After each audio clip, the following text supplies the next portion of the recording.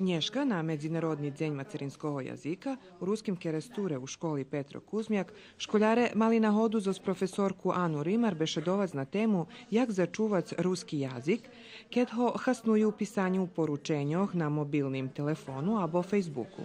Robotnji, kotri organizovani za školjaroh 5. i 6. i 7. klasi osnovnej školi i za gimnazijalcoh buli uspišni. Понеже сум знала že приходим тримац преподавање у основной школи и у гимназiji, jakошик сум ше намахала представиць то на jakишик способ, ktorý im bude близки.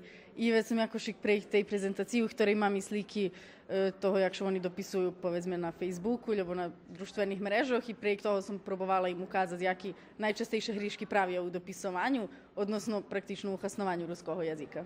Da jedni, наприклад, котрі не такі активні завжди повторили, научили, але так і мають вони тут розвитий змагательний дух, takže ще zmahali tu i že kto skorej pove, kto točno pove.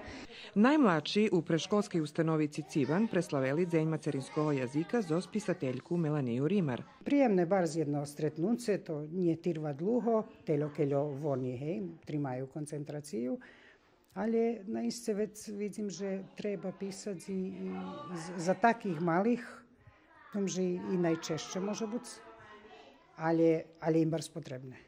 Robotnji zos školjarami zos najmladšima potvrdzeli, že še ruski jazik u tim štretku dobre čuva, a že taki fajti prezentacijoh i kontakti zos profesorami i pisateljami dobri sposob že bi še promovovala jazična kultura.